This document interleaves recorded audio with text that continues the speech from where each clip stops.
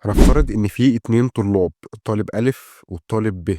الطالب أ بيذاكر نُص ساعة في اليوم، بينام 8 ساعات، بيخرج مع صحابه، ورغم كده دايمًا بيطلع من الأوائل على دفعته. وقته في المذاكرة معظمه بيقضيه في حل امتحانات تجريبية وبيشرح الدروس لصحابه.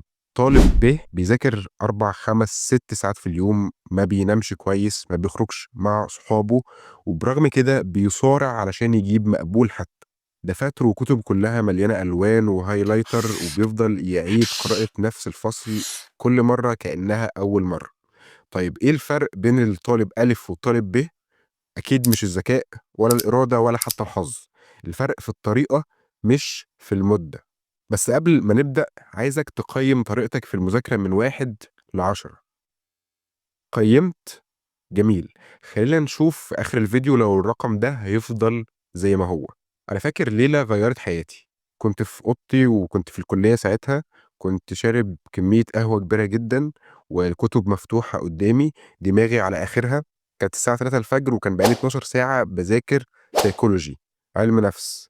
كنت باعمل كل حاجة صح زي ما أنا متعود عليها، بالوّن، باعيد، باكتب notes، كل حاجة شكلها perfect وشكلها توصّلني للدرجة اللي أنا عايزها. بس جوايا كنت حاسس إن في حاجة غلط، أنا مش فاهم كل حاجة والكلام بيطير من دماغي كإني باحفر في بحر، والنتيجة إني فشلت في الامتحان.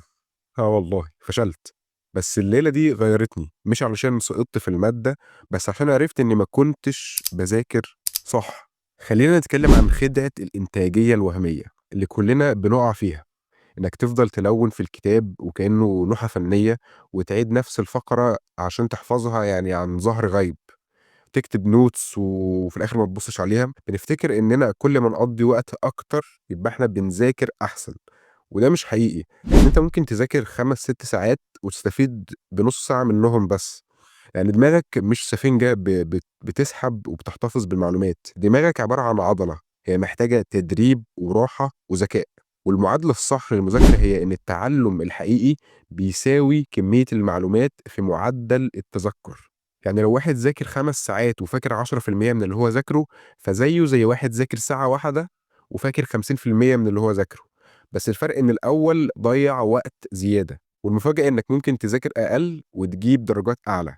وده يبان غريب شوية لكن ده حقيقي، لأني باقول لك ده من واقع تجربة. أنا لمّا بدأت أذاكر أقل بس أذاكر بذكاء، درجاتي بقت أحسن. قبل كده كنت باقضّي ساعات في التلوين والتكرار، دلوقتي باحل أسئلة أكتر، باشرح لصحابي وباربط المعلومات بالحياة وباربطها بمواقف، ونتيجة إني فاكر 70% من اللي باذاكره بدل 10%. المذاكرة التقليدية هي إنك تعبّي جردل مخروم ومهما مليته بيفضى. هي دي المذاكرة التقليدية واللي أنت متعوّد وأنا كنت متعوّد عليها. طيب تعمل إيه؟ يعني إزاي تذاكر أقل وتجيب درجات أعلى؟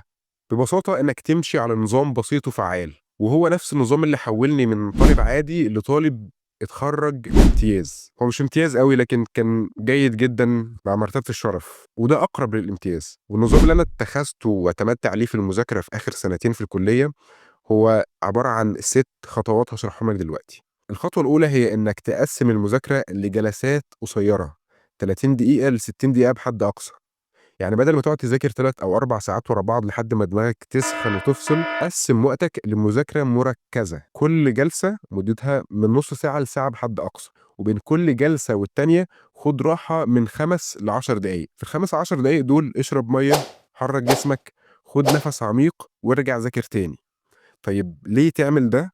لأن التركيز بيقل بعد أول 45 دقيقة تقريبًا، ولو كمّلت بعدها فاللي أنت بتقراه كلّه واللي أنت بتذاكره كلّه ما لوش لازمة وما بيثبتش في دماغك. ودي تقنية اسمها البومودورو، وهي تقنية معروفة جدًا وناس كتير أوي، أوي اتكلّموا عليها. الخطوة التانية هي اختبر نَفْسك الأول قبل ما تبدأ تراجع. يعني إيه؟ يعني قبل ما تمسك الكتاب وتبدأ تقرأ، اقفل كل حاجة وجرّب تسأل نَفْسك أنا فاكر إيه من الدرس ده؟ اكتب من دماغك بشكل مباشر اللي أنت تقدر عليه. طيب ليه تعمل ده؟ لأن ده بيساعدك تعرف أنت واقف فين بالضبط، بيجيب أقصى قدرات دماغك وقدرتك على إنك تفتكر الحاجات اللي أنت كنت مذاكرها قبل كده. بيساعدك تعرف أنت واقف فين وإيه اللي ناقصك فعلًا، وده هيساعدك إنك بدل ما تضيّع وقتك في حاجات أنت أصلًا حافظها كويس، تبدأ بالحاجات اللي أنت مش فاكرها خالص. الخطوة التالتة هي إنك تركّز على نقط ضعفك. بعد ما تعمل الاختبار ده، هتلاقي إن في حاجات أنت فاكرها كويس وفي حاجات دماغك مش راضية خالص تفتكرها. فالمفروض تذاكر إيه؟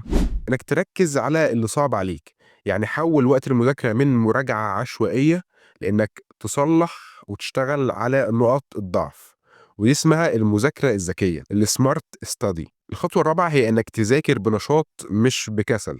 إيه الفرق؟ المذاكرة الكسولة هي إنك تقرأ وخلاص وتعِد في صفحات وتعِد في شباتر كده وأنت ماشي في الكتاب، إنك تبقى باصص في الكتاب وتقول أنا باذاكر. لكن المذاكرة النشيطة هي إنك تحل أسئلة بعد كل جزء بتخلّصه، وإنك تشرح لحد غيرك حتى لو حد مش قدّامك، إنك تتخيّل مثلًا في حد قدّامك وتشرح له الفصل اللي أنت ذاكرته، أو إنك تكلم نفسك بصوت عالي كإنك مدرس. واستخدم flash cards، يعني كروت مكتوب فيها سؤال من ناحية والإجابة من الناحية التانية. الطريقة دي بتخلّي دماغك تشتغل مش بس تستقبل المعلومات، وده بيرفع نسبة الحفظ لدرجة كبيرة جدًا. الخطوة الخامسة هي اربط الأفكار ببعض، يعني ما تذاكرش كل معلومة لوحدها، لأ، اربطها بحاجة تانية، بموقف حصل لك، بمعلومة قديمة، بقصة، أو حتى بمثال ممكن يكون سخيف أو بيضحّكك أو بيفكّرك بحاجة.